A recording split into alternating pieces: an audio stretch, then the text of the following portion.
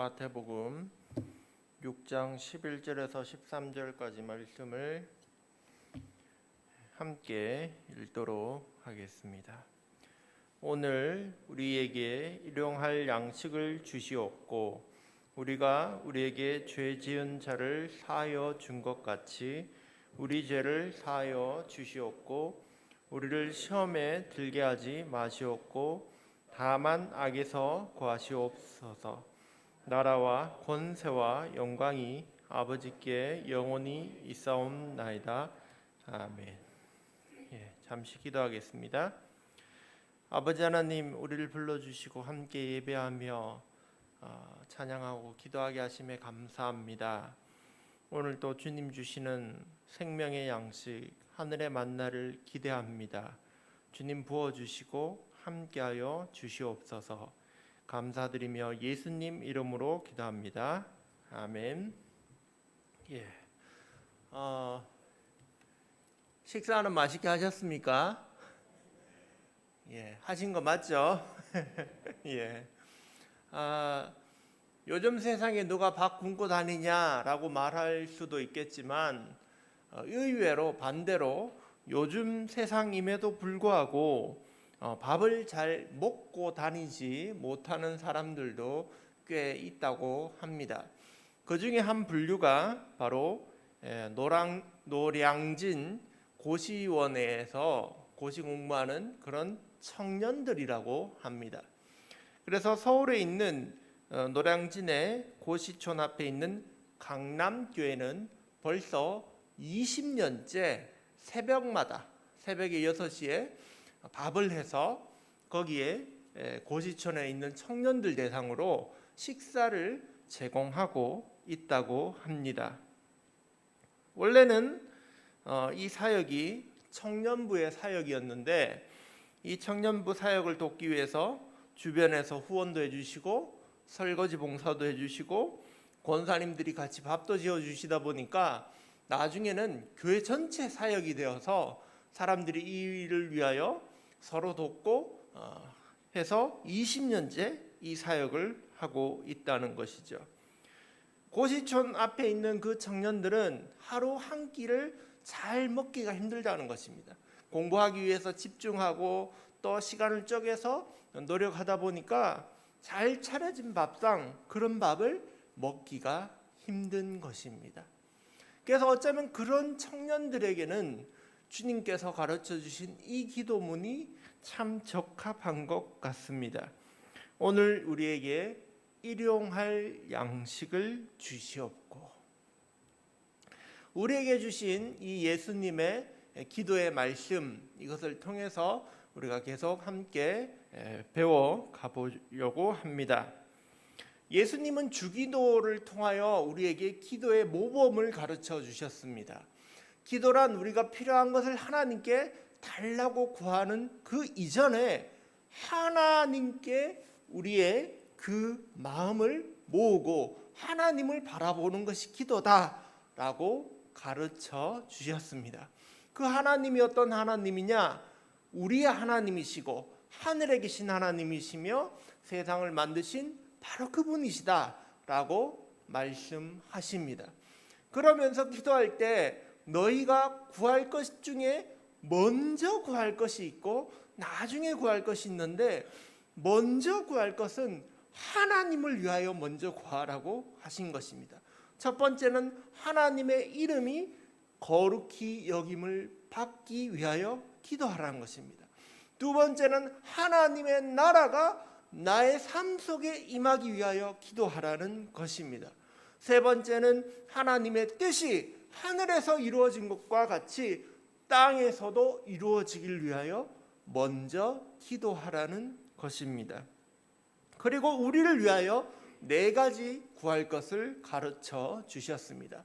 첫 번째가 오늘날 우리에게 일용할 양식을 주시옵고 우리가 우리의 육신을 위하여 먹고 살 필요한 그것을 하나님께 구하라, 기도하라는 말씀입니다. 또한 우리의 영혼을 위하여 죄사함을 위하여 기도하라라고 하셨습니다. 그리고 또 우리가 이 세상 살아가면서 시험에 빠지지 않기 위하여 기도하라고 하십니다. 마지막으로 네 번째, 우리가 악에서 구해달라는 기도를 통하여 죄에서 악에서 해방되어지길 구하라고 말씀하십니다. 오늘은 특별히 이 중에서 우리가 오늘 우리에게 일용할 양식을 주시옵고를 중심으로 살펴보고자 합니다. 근데 우리에게 예수님이 기도를 가르쳐 주셨다는 사실을 두고 볼 때 우리는 이러한 점을 먼저 배우게 됩니다. 그것은 뭐냐 하면 하나님은 우리가 무엇을 하나님께 구해야 될지 알고 계신다는 것입니다. 우리가 구해야 될 것, 우리가 기도해야 될 것이 뭔지 예수님은 정확하게 알고 계신다는 것입니다. 반대로 말하면 우리 인간들은 우리가 뭘 구해야 되는지, 뭘 달라고 해야 되는지 잘 모른다는 것입니다. 우리는 때로는 헛된 것을 구합니다. 사치스러운 것을 구합니다. 그리고 욕심에 의해서 구하기도 합니다. 그래서 그 모든 것들이 다 이루어지지는 않을 때도 있습니다. 얼마나 헛된 것을 위하여 살아가는지 우리가 잘 모를 때도 많이 있습니다. 그러나 예수님은 우리가 정말로 무엇을 위해서 기도해야 될지 잘 아시는 분이십니다. 그래서 우리에게 가르쳐 주신 것이 주기도이고 그 첫 번째가, 너희를 위하여 구할 첫 번째가 오늘날 우리에게 일용할 양식을 구하라고 하신 것입니다. 일용할 양식이라고 하면 떡일 수도 있고 빵일 수도 있고 우리가 먹고 살아갈 그러한 양식을 의미합니다. 한 사람이 하루에 먹을 수 있는 양은 정해져 있습니다. 부자라고 5끼, 6끼 먹지 않고 하루에 먹을 수 있는 그만큼 일정한 양만큼만 먹고 살아갑니다. 비록 어떤 사람들은 남에게 보이기 위하여 특별한 먹방이라든지 그런 프로그램 때문에 많이 먹기는 하지만 그것은 특별한 경우이고 대부분의 사람들은 하루에 먹을 수 있는 양이 정해져 있다는 것입니다. 더 욕심내봐야 자기 배만 아프고 탈만 날 뿐입니다. 그런데 그 하루에 먹을 양만큼 예수님은 기도하라는 것입니다. 그 하루에 먹을 양, 하루에 우리에게 필요한 그 부분, 그것을 우리는 하나님께 기도하고 있습니까? 우선 우리가 알아야 될 것은 그 하루에 필요한 그 분량, 일용할 양식을 하나님이 주신다는 것을 알아야 되는 것입니다. 우리는 우리의 힘으로 밥을 먹고 살아가는 줄 압니다. 우리가 직장에서 땀 흘리고 노력하고 그래서 돈을 벌어서 내가 힘을 내서 그렇게 먹고 산다고 생각합니다. 그러나 우리가 돈을 번 것 같고 우리가 애쓴 것 같지만 사실 우리가 살아가는 그 양식은 하나님이 주셨다는 것입니다. 이것이 중요합니다. 내가 정말 돈 벌어서 먹고 살아가는 것이냐, 아니면 혹 그렇다 할지라도 정말 나에게 주어진 이 귀한 음식, 귀한 필요한 것은 바로 하나님이 주신 것을 내가 알고 있느냐, 그것은 엄청난 차이인 것입니다. 금덩이가 우리를 먹여주지 않습니다. 우리의 권세가 높다고 해서 우리를 먹여주지 않습니다. 일용할 양식은 하나님이 내려주십니다. 제가 기억하는 이야기 중에 이런 이야기가 한 가지 있습니다. 봉이 김선달 잘 아시죠? 옛날에 평양에서 대동강물을 팔아먹었다 하는 그 김선달에 대한 이야기를 제가 들은 적이 있습니다. 어떤 내용이냐면 이 사람이 다리를 지나가다가 딱 그 가운데쯤 서서 아이고야 큰일 났다 이러면서 나를 평생 밥 먹여줄 것을 그만 이 다리 밑에 떨어뜨렸다 하면서 이렇게 난처한 모습을 하고 있었던 겁니다. 그러자 지나가는 사람들이 그렇게 중요한 걸 떨어뜨렸다고? 혹시 금덩어리일까? 집문서일까? 돈다발일까 싶어서 뭐 강 밑에도 찾아보고 저 사람들이 막 모여서 웅성웅성거립니다. 그런데 갑자기 봉이 김섬달이 이렇게 얘기합니다. 착각했네? 가지고 있었네 하면서 그거를 안에서 짠 하고 꺼내는 거예요. 그래서 사람들이 야, 과연 평생 밥 먹여줄 게 뭘까 하고 딱 지켜보고 있었더니 숟가락이었어요.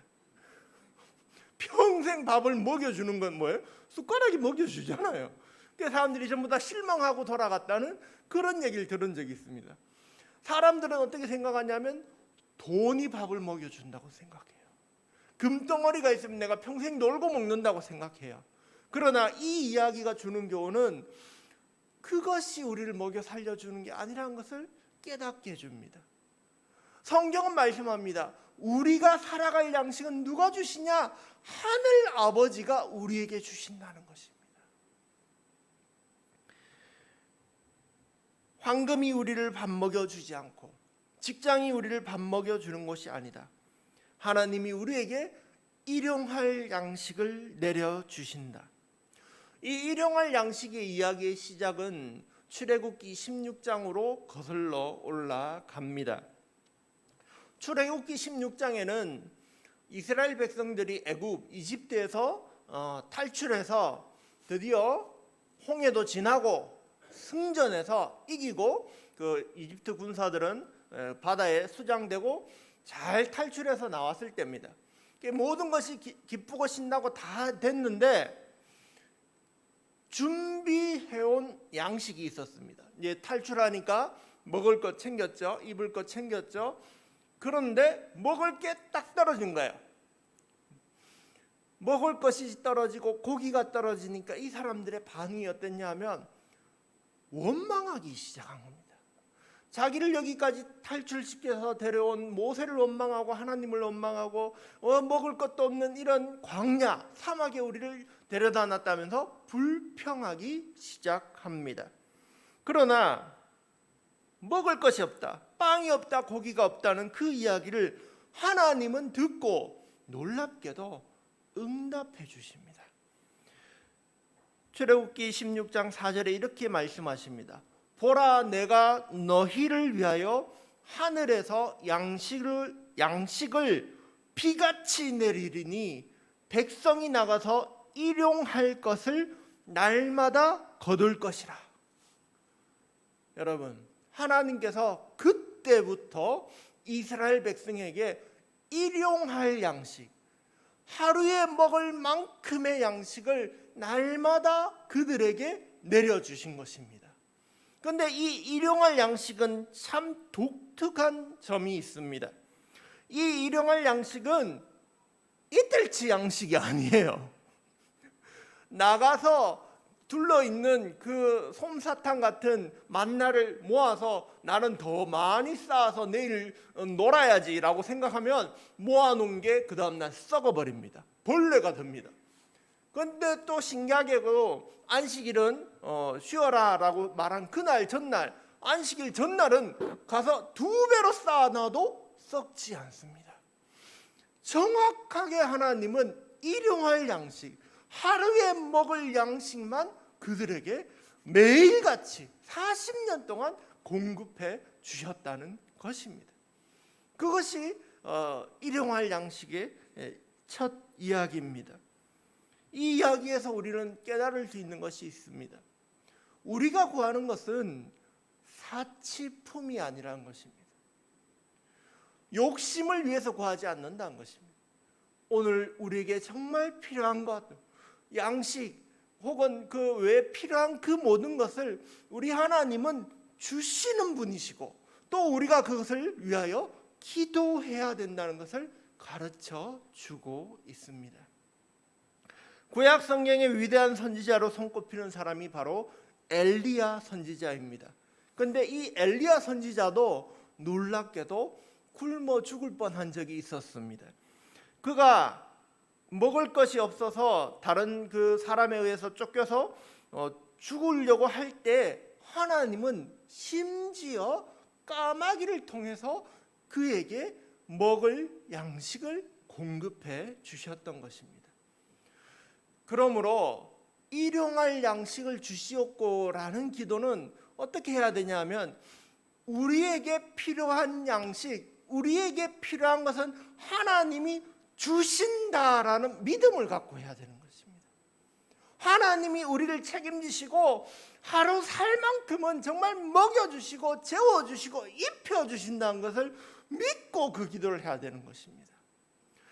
작년에 우리가 그 다니엘 기도회 때 강사로 봤던 정안호성 목사님이라는 분이 계십니다. 그런데 이분이 책을 내셨어요. 책 제목이 이렇습니다. 시퍼렇게 살아계신 하나님. 시퍼렇게 살아계신 하나님. 이 책에 어떤 내용이 적혀 있냐면 이렇습니다. 이분이 결혼해서 이 시골 교회로 와서 제일 처음에 사례를 받았는데 하루에 한 달에 30만 원, 40만 원을 받았다는 거예요. 몇 년 전인지는 모르겠지만 먹고 살기 정말 빡빡하지 않았겠습니까? 헌금을 내고 나니까 정말 먹을 돈이 없었더랍니다. 그래서 턱도 없이 모자라는 그것을 가지고 오직 주님만 바라보고 기도하고 살아갑니다. 근데 정말 굶어 죽을 것 같은 항아리에 쌀이 없을 그때면 교회 뒤편에 있는 성미 항아리에 누가 쌀 한 줌 놔두고 가는 거예요.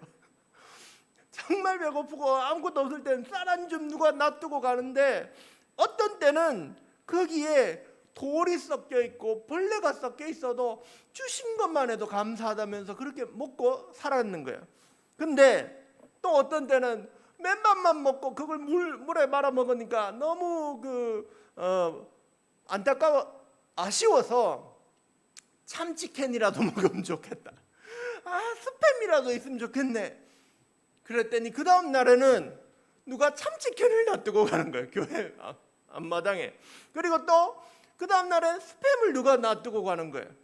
그래서 누가 우리를 엿듣고 있나 보다 싶어서 어떤 때는 수박, 어떤 때는 풋내 나는 열무김치, 삼겹살, 혹은 대출 이자, 공과금, 그 모든 필요를 하나님이 정확하게 채워주심을 경험했다는 간증입니다.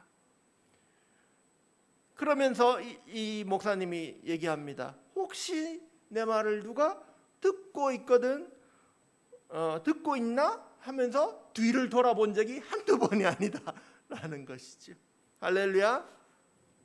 하나님은 우리의 필요를 채워주시는 하나님이신 줄 믿습니다. 마지막으로 하나님께서 우리에게 일용할 양식을 주신다는 의미는 우리가 밥을 먹지 않으면 굶어 죽습니다. 다른 말로 밥을 먹는다는 것은 오늘 하루를 살아간다는 의미입니다. 즉 하나님께서 우리에게 일용할 양식을 주신다는 얘기는 오늘 하루 하나님이 우리에게 또한 생명을 주신다는 의미를 가지고 있는 것입니다. 제가 몇 년 전인데 KBS에서 하는 한 예능 프로그램을 본 적 있습니다. 제목이 남자의 자격이라는 그런 프로그램이었습니다. 그런데 그 남자의 자격에서 합창단을 모집한 거예요.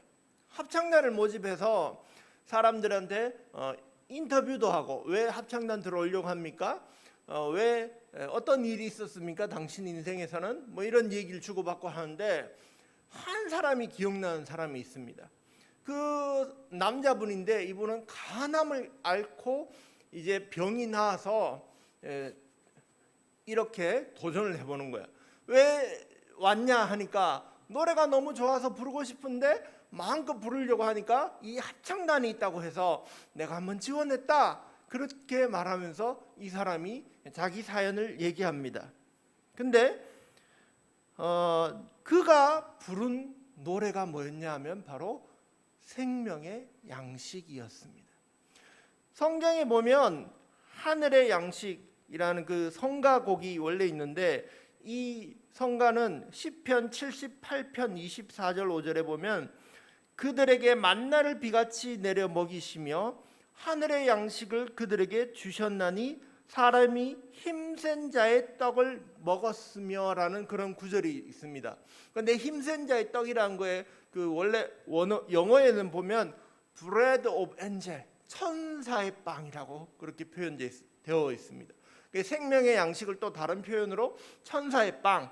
그래서 외국에서는 생명의 양식이란 그 성가곡이 파니스 엔젤리쿠스라고 이렇게 불리는 곡입니다. 그런데 이 사람이 자기 사연을 얘기하고 그 찬양을 부르기 시작한 거야.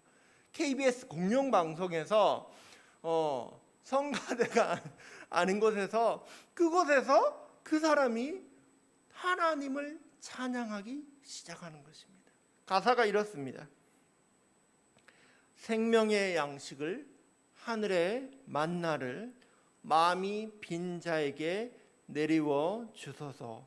낮고 천한 우리 긍휼히 보시사 주여 주여 먹이어 주소서. 여러분, 이 사람이 노래를 했는데 이 찬양인 줄 알고 불렀는지 모르고 불렀는지 사람들은 모르겠지만 그 곡이 그대로 KBS 방송을 통해서 온 천국에 다 방영된 것입니다. 그가 근데 노래를 하는데 주님 나에게 일용할 양식을 주십시오 라는 그 노래가 제 귀에는 이렇게 들리는 거예요. 주님 또 하루를 살아가게 해주십시오 라고. 하나님은 어떤 분이시냐 하면 우리에게 일용할 양식을 주시는 분이시라는 것입니다. 하루에 우리가 살아갈 그 힘을 주시고 살아갈 생명을 주시는 분이 바로 우리 하나님이십니다. 할렐루야. 우리는 그러니 믿음을 가지고 걱정과 염려를 내려놓을 필요가 있습니다. 하나님이 우리의 필요를 채워주실 줄 믿습니다. 오늘도 우리에게 일용할 양식을 주시는 아버지 하나님을 믿고 나아가는 저와 여러분이 되시길 축복합니다.